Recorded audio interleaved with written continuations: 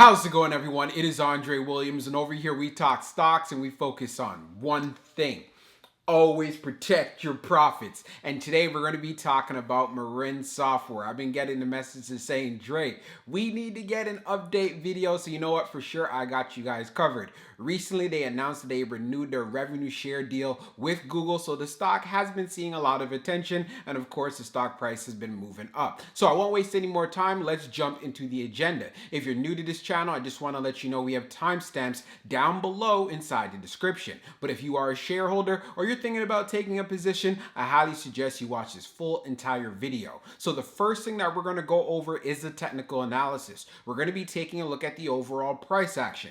We want to know support. We want to know resistance. The reason why this is important, you want to have a game plan if you're going to be trading off of this stock, and you also want to know how you can use risk management so you can protect your downside. And then secondly, we're going to be going on Fintel, taking a look at the recent institutional ownership and as well as the short interest information. We want to know, are institutions loading up on shares and so forth? And then we're going to be taking a look at the order flow distribution. Are institutions loading up on large scale orders on the Friday? This is key because it can give us a bullish signal going into next week. And then when all of that is done, we'll be going into the final thoughts and as well as some more details. So let's get to it. So we're going to do a technical analysis for Marin software. Let's see how it performed on Friday. So ended up closing at $10.21, being up 19.56%. When we take a look at where it tested, on the low, it tested $8.22, and then on the high, testing $11.42.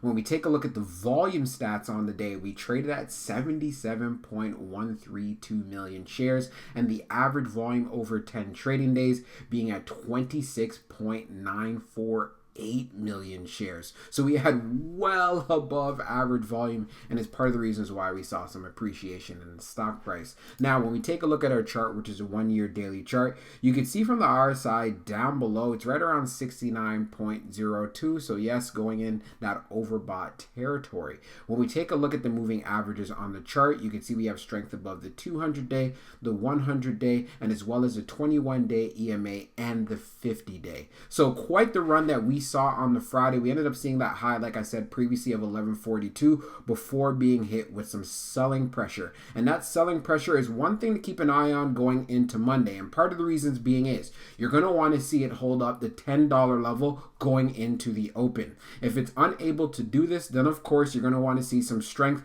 right here at this $8 level. It tested $8.22 on the day, but the reason why this is a key area, if it breaks through $8, you could already see the gap we have right here. So the next level you'd want to see hold up would be right here around $6.97. So this is something to keep in mind in regards to your overall risk management. If it breaks through 8, it can get down to the $6 range. I want you to be aware of that, okay? Now, if it decides to continue on this bullish streak, then as far as that 1142, you're going to want to see a retest. And then, of course, you're going to want to see how well when it gets to the $12 area. I can see a lot of profit taking here because, again, that's quite a big jump. So taking that in mind, if the volume does end up being higher than average, then we can look forward to seeing a very strong move where we can get to 1281. As you can see, you have a small little gap there. And again, more volume coming in could easily push the stock up to where we can get to around the 13s. So keep an eye on these particular levels as far as for the bullish case,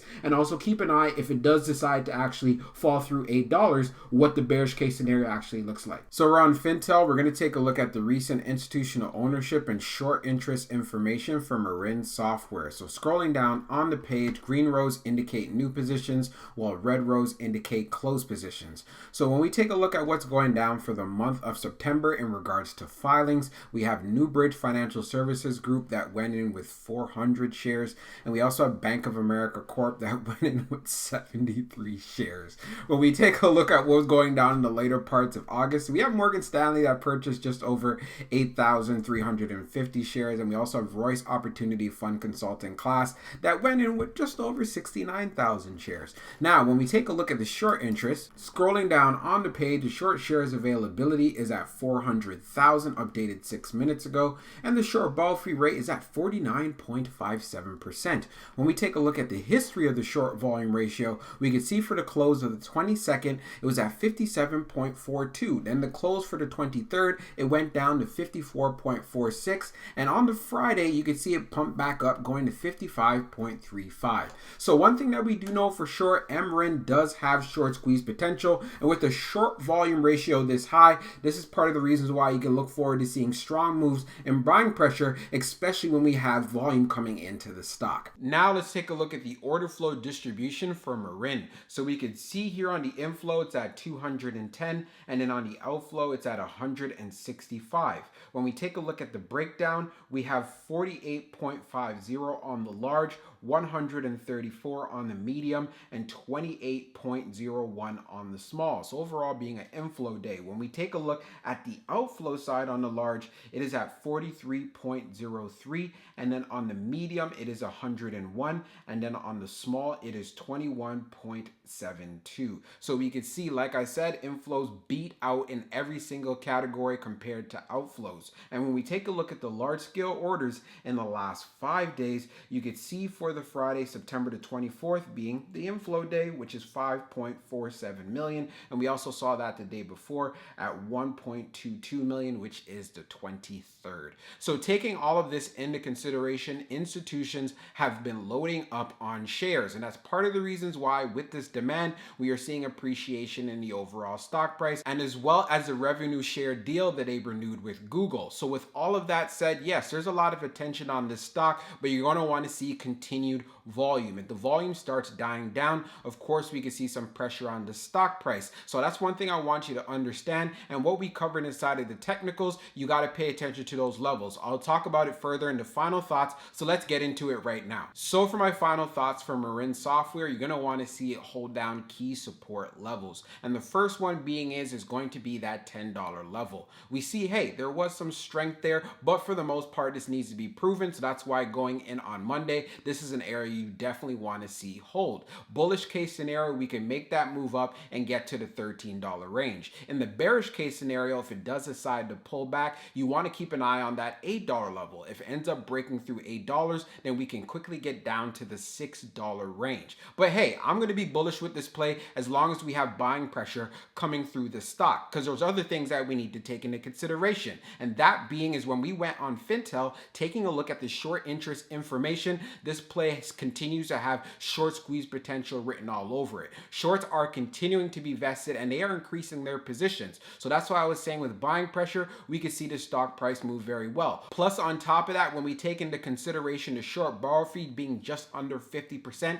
that is fairly high when it comes to this play. And it's why I say, you know what, you want to keep this on your radar. And if you are going to be inside of this play, just make sure that you're managing your risk appropriately. Do not put your whole entire portfolio into this play or the majority of your trading account into this play. That is very risky to do, and that's the last habit that you want to be building on. And also, before I close this video out, I want to send a big time shout out to Hazem. He was in this play on the Friday. He's a part of our Discord, and he ended up making 20% profit. So if you want to be a part of a community of traders and as well as investors, then the Discord is for you. You could find that link down inside the description. So I hope you found this video helpful, and we'll be talking real soon.